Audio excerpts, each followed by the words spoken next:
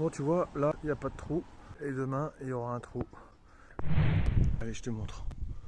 Voilà à quoi ça ressemble. Donc, bah ouais, c'est une belle ouverture, quoi. Tout est prêt à s'effondrer, mais bon, tout est maintenu par les étais, tu vois. Donc là, on a fait les poteaux. Après, il y aura le linteau. Et à la fin, on va couler la rase et l'appui de fenêtre. Comme les autres appuis de fenêtre, tu vois. Essayer de faire le même hydraulique, quoi. Ouais, ça va faire un truc sympa. Tu vois. Et en fait, l'idée, c'est que, tu vois, elles font toutes la même taille. À part cette fenêtre, c'est la salle de bain. Mais que celle-là, on est la même taille que les autres, tu vois. Pour faire une continuité. Puis après, le ravalement, tout pareil. Ça fera une petite continuité sympa. Mais tu vois, de l'intérieur, ça donne ça. Une belle ouverture. Puis il y aura la porte à côté. Ça va faire pas mal de lumière. Donc là, ça, une fois que c'est fini, ça va être pas mal. Je vais pouvoir continuer mon solivage. Et puis après, mettre le plancher. Tu vois, on aura une petite vue sympa sur le jardin. Nickel. Bon, après, ce qu'il faut savoir, c'est quand tu ouvres un mur en pierre comme ça qui fait 50, faut se méfier, tu vois. Ça, c'est le mur. Tu vois, et ça, c'est le mur aussi. Donc je sais pas si tu vois la taille des pierres, mais tu as des pierres qui font 40 par 40, quoi. Donc ça vient compléter le joli tas. Bon, tu vois, hier, j'ai foutu les suspentes. Là, tu vois, en ligne. Là, c'était un peu fastidieux, les bras levés, c'est toujours la même histoire. Donc du coup, j'ai mis les suspentes et j'ai commencé à railler. Tu vois, avec un espacement tous les 50. J'ai placé une lisse de rive là pour éviter qu'il fasse un petit mouvement transversal. Et puis voilà, quoi. Bon, bah écoute, j'ai testé mes 3-4 premiers rails. Et puis bah maintenant, il faut faire tout le reste. C'est parti.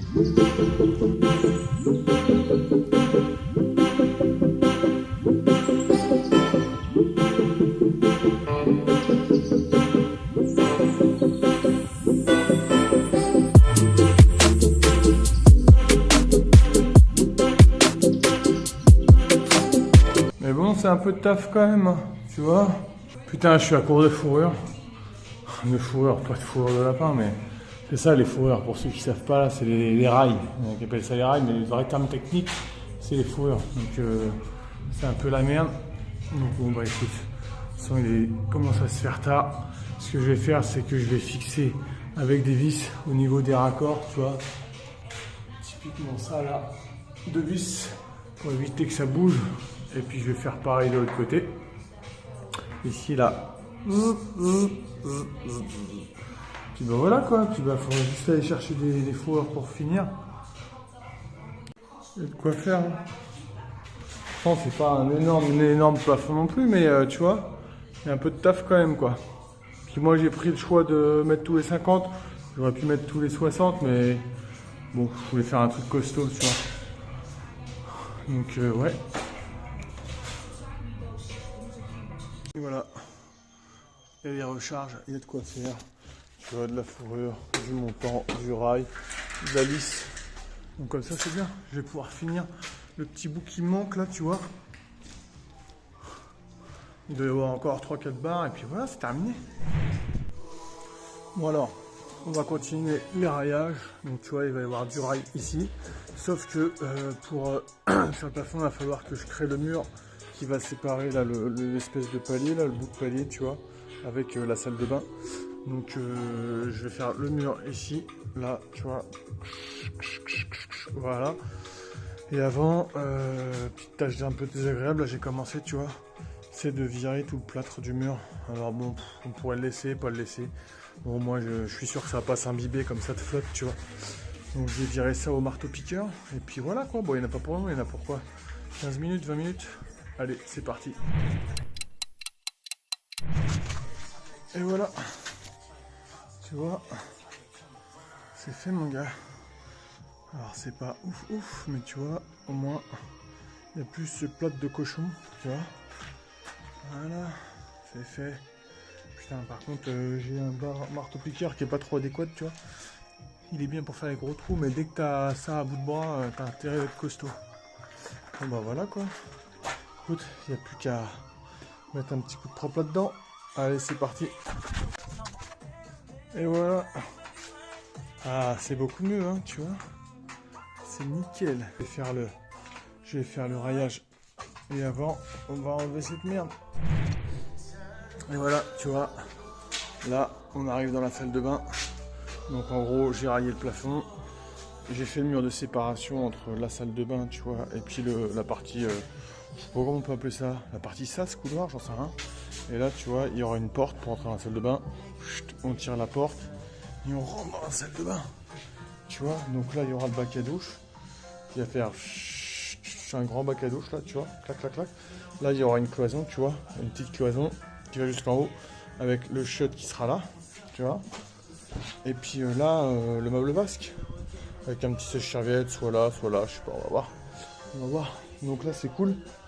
Tu vois, j'ai tout raillé. Voilà. Tout est raillé. Et puis bah, il n'y a plus qu'à faire à l'étage. Allez, c'est parti. Et voilà. On est dans la salle de bain du haut. Donc là, toujours la colonne montante. Là j'ai fait la cloison qui va venir ici, là. Qui sépare en gros l'escalier de la salle de bain, tu vois. Et puis là, j'ai mis les suspentes et je vais pouvoir railler pour pouvoir mettre le placo. Donc je sais pas si tu te rappelles l'histoire, mais en gros, là ça va être la chambre. Tu vois, et là il y aura une cloison avec le lit qui va être ploté là. Et puis là, on passe en dessous et on arrive dans la petite salle de bain parentale, tu vois. Donc même disposition qu'en bas. En gros, on a le WC là, une cloison jusqu'en haut. Et puis là,